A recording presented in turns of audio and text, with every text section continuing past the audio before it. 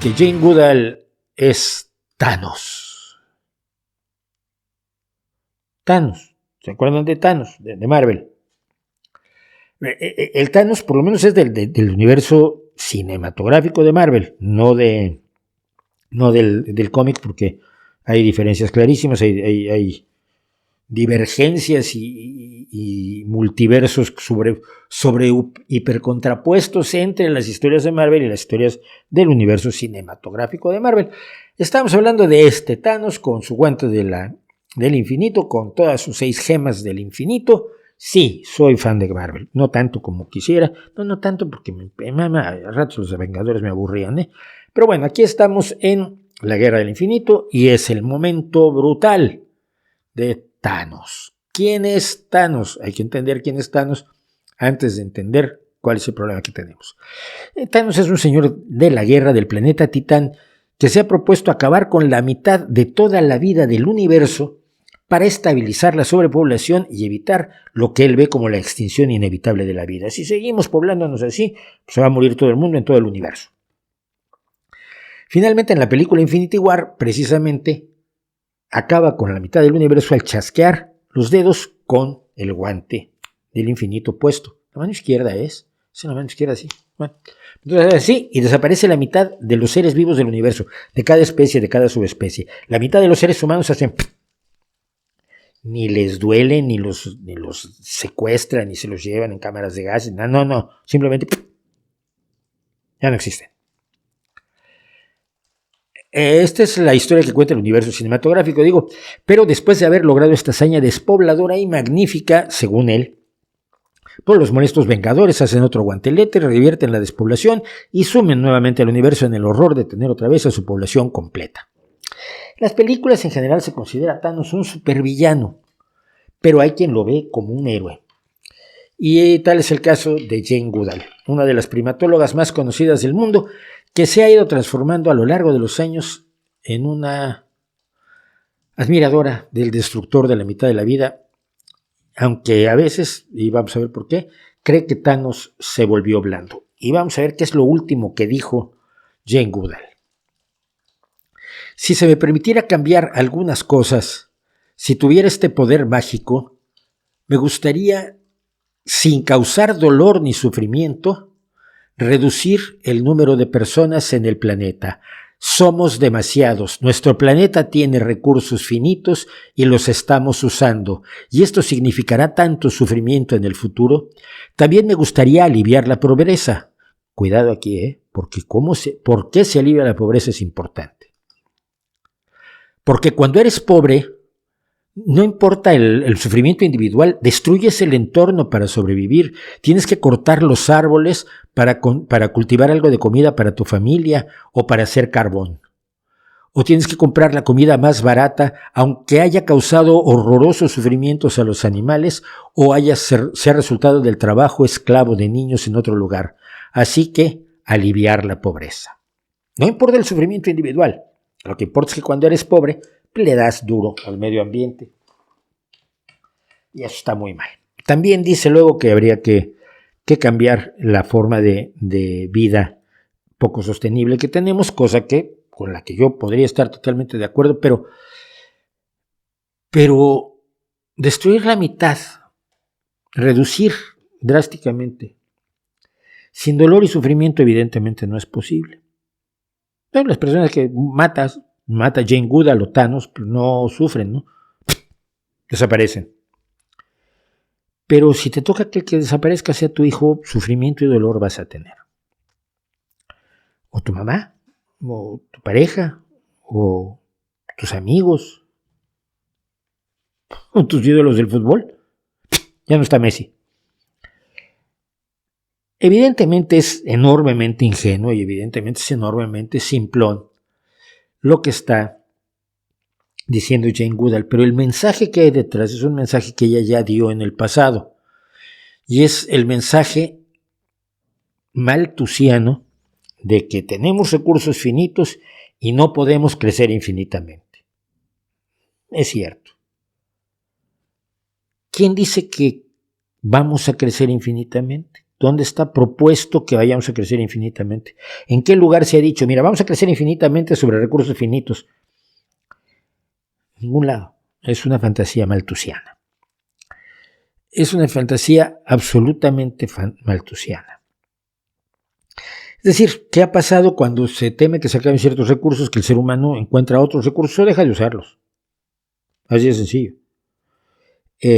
La madera que le preocupa a Jane Goodall aquí, por ejemplo, era una madera que se usaba en enormes cantidades al principio de la Revolución Industrial, porque necesitabas quemar montones de madera para mantener andando las máquinas de vapor que mantenían andando las industrias textiles, sobre todo británicas, que impulsaron la Revolución Industrial. El primer automóvil era a vapor. Ese primer automóvil que lo primero que hizo al salir fue chocar, al salir a la calle. Pero dejamos de usar madera porque usamos petróleo, descubrimos carbón y petróleo y empezamos a quemar carbón y petróleo como idiotas. Y ahora estamos decidiendo dejar de quemar el petróleo y el carbón antes de que se acaben el petróleo y el carbón porque encontramos soluciones tecnológicas y tenemos una visión moral distinta. Durante muchísimos años, los creyentes en el malthusianismo han insistido en que somos demasiados. Ya en 2 ocasiones en este canal, amigo de ustedes, amigos míos, hemos tratado el asunto de la sobrepoblación, cómo se desarrolló el mito a partir del libro de Ehrlich y de las ideas del Club de Roma, de los límites del crecimiento, cómo no tenían datos para sustentar aquello que decían, mientras que al mismo tiempo estaban desarrollándose tecnologías que precisamente impedían que se fueran a dar las grandes hambrunas que ellos pronosticaban. No les voy a contar toda la historia ahora, vean el video sobre sobrepoblación, por favor. Ese video se hizo hace ya algún tiempo y luego hace pocas semanas hablábamos que al fin cae el mito de la sobrepoblación porque medios ya como el New York Times están asumiendo el hecho de que lo que dicen los expertos es cierto, la población va a llegar a un límite alrededor de los 10-11 mil millones de personas, luego empezará a declinar y eso no quita que tengamos que hacer un montón de cosas, pero ciertamente demuele la idea del crecimiento infinito. La señora Goodall ya ha dicho que estaríamos mucho mejor si solamente hubiera la población que teníamos hace 500 años, que es cierto. Hace 500 años había entre 420 y 540 millones de personas, 6.700 millones de personas menos que hoy en día. 7.200 millones, 7.500 millones menos que hoy en día, ya. Estos eran datos antiguos. Es de cuando ella dijo en Davos en 2020 que la población debía ser la de hace 500 años. Pero eso no legitima el negarle el derecho a la vida a 7.500 millones de seres humanos, que hoy en general son menos pobres que hace 500 años, cuando aquellos 540 millones de personas como máximo que había vivían en unas condiciones aterradoras en su vasta mayoría. Y quienes tenían la riqueza eran muy poquititos, hace 500 años, 1500, estaba saliéndose de la Edad Media. Los pobres no veían la carne más que cuando pasaba corriendo por los campos, en forma de liebres, por ejemplo, o de ciervos, pero no se atrevían a meterle un flechazo a un ciervo o a una liebre, porque en la Edad Media solamente los señores podían cazar. Tú lo que podías hacer es potajes y aguantarte el hambre, que para eso eres un ciervo. Y la mayoría de los seres humanos eran siervos en la Edad Media Europea, y la mayoría de los seres humanos eran siervos en América, y la mayoría de los seres humanos eran siervos en Asia. Las cosas han cambiado mucho. Es muy preocupante que alguien que empezó en la ciencia, como una de las 3 primatólogas que el paleontólogo keniano Louise Leakey impulsó, pensando que el conocimiento de la conducta de los primates más cercanos a nosotros, orangutanes, gorilas y chimpancés, nos permitiría conocer más acerca del comportamiento de nuestros ancestros homínidos. Esa era la idea original de Louise Leakey cuando hizo a las trimates, a Diane Fossey, que estudió los gorilas, a Jane Goodall, que estudió los chimpancés, y a la otra que siempre se me olvida porque ha sido la la más moderada y humilde de las tres, que se ha dedicado a estudiar a los orangutanes. Bueno, hay que decir, y esto no lo quiero negar en ningún momento dado, que desde 1960 trabaja Jane Goodall con los chimpancés en la zona de Gombe, en el Parque Nacional de Gombe en Tanzania. E hizo descubrimientos importantísimos que nos han hecho reevaluar nuestra posición incluso como primates. Por ejemplo, el uso de las herramientas. Cuando descubrió que los chimpancés usaban herramientas, Louis Leakey mismo dijo, o redefinimos herramienta, o redefinimos chimpancé, o redefinimos humano, porque creíamos que éramos el animal que usa herramientas. Ahora sabemos que hasta los cuervos usan herramientas, que no es un atributo humano, pero a mediados del siglo pasado fue un shock. Descubrió que los chimpancés no eran vegetarianos, que cazaban, que llegaban a ser caníbales, que tenían momentos de violencia como el que las hembras dominantes mataban a las crías de las hembras no dominantes para mantener las jerarquías dentro de los grupos de chimpancés, que es lo que también hacen los leones cuando matan a las crías de los grupos de hembras de los que se apoderan en un momento dado, y que incluso ahí había, lo que descubrió Jane Goodall fue la guerra entre los chimpancés, una guerra brutal que ocurrió entre el 74 y el 78 entre dos bandas de chimpancés hasta que una de ellas fue exterminada. Pero a lo largo de su historia, Jane Goodall pasó un proceso de conversión al misticismo, a la espiritualidad boba, si se me permite, abandonando cada vez más la ciencia y la capacidad de asombrarse con la ciencia para buscar fuentes de asombro en el misticismo. Ella cuenta que fue en 1974, me parece,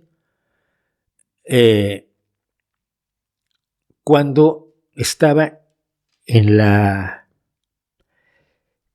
Catedral de Notre Dame, en París, en el centro de París, y sonó la tocata y fuga en re menor de Bach, que a mí me parece que eso es un poco como demasiado conveniente, y sintió una brutal experiencia espiritual. La tocata y fuga en re menor es una de las obras que para mí es una de las obras más gloriosas de la historia de la humanidad, pero no me provoca una reacción espiritual hacia un Dios. Me provoca un respeto enorme por la capacidad de imaginación, creación y transmisión de emociones de un compositor alemán llamado Johann Sebastian Bach. Me emociona por la forma en que el espíritu humano es capaz de hacer eso, o de pintar La noche estrellada de Van Gogh, o el Jardín de las Delicias, o de construir Notre Dame. Es una de mis construcciones favoritas. Yo tengo un libro que se llama No por Dios, Ateísmo para principiantes, y ese libro comenzó en Notre Dame. Curiosamente, la segunda vez que estuve en París, estábamos visitando y era domingo a las 12 del día, entonces era misa de 12, si ya estaban los coros, no estaba la tocata y fuga en re menor de Bach, estaban los coros, y estábamos paseando por la girola, que es la parte de atrás del altar de Notre Dame, y vi a una chiquilla rubia de unos 9, 10 años, arrodillada en una de las capillas que hay, y alrededor de la girola. En todas las catedrales góticas va a usted encontrar esto, y en muchas catedrales no góticas, y estaba arrodillada frente a una imagen religiosa, no me acuerdo cuál era, entregada, enfervorecida en una oración sentidísima a la niña. Una niñita francesa, evidentemente. Y yo lo que sentí fue una enorme indignación, ahí en Notre Dame. Y así lo cuento en el libro, además. Por darme cuenta de que esa niñita estaba invirtiendo toda esa emoción, toda esa pasión, toda esa sinceridad, toda esa inocencia de corazón abierto en una mentira y un engaño que le estaban metiendo desde que era pequeña. Y me indignó. Y entonces por eso escribí No por Dios. Quizás mi experiencia espiritual es distinta de la de esa mujer, pero prefiero la mía. En el proceso de ir abandonando la racionalidad y la ciencia de Jane Goodall, se ha aliado a, por ejemplo, organizaciones que hacen productos naturales y orgánicos procedentes solo de las plantas, porque si no es un chimpancé puedes matar a todas las plantas que quieras. Y llegó a las conclusiones espirituales que la alejan de la ciencia. Por ejemplo, dice, en un día decía, le rezo al gran poder espiritual que siento que existe tan intensamente en los lugares salvajes. Le pido que me dé la fuerza necesaria para hacer mi parte, para seguir difundiendo la conciencia de que cada uno de nosotros tiene un papel que jugar, que cada acción más es importante, sin importar qué tan pequeña pueda parecer. Lo cual todo está muy bien, pero no necesitas un poder superior para eso. Pero ella cree, este poder espiritual que existe en todo lo vivo, lo llamamos alma. Los chimpancés tienen alma, por supuesto. Ha pasado por un proceso tremendo de antropomorfización de los chimpancés y, lo peor, ha abandonado la ciencia. Miren, muchos científicos tienen creencias religiosas. Es cierto, cabalgan su contradicción a su manera. Viven lo que se conoce como una disonancia cognitiva, creer dos cosas distintas al mismo tiempo, creer en el Génesis y creer en la evolución de las estrellas, que es lo que pasó con Lemaitre, el descubridor precisamente de la expansión del universo.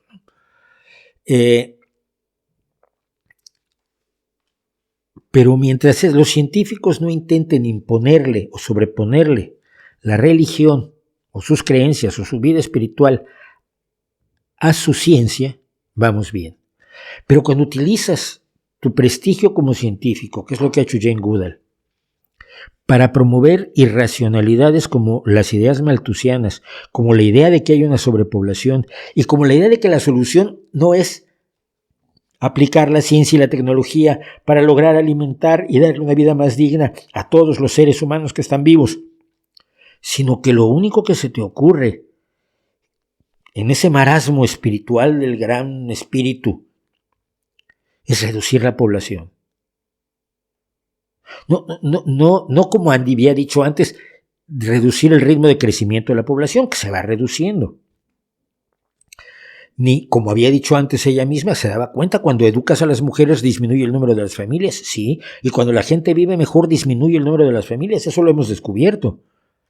Eso lo decía antes Jane Goodall, pero ahora no piensa en el uso del conocimiento, de la ciencia, la tecnología, del avance, del buscar más allá de donde hemos llegado, porque los científicos o viven en el borde o no son científicos, en el borde de lo desconocido.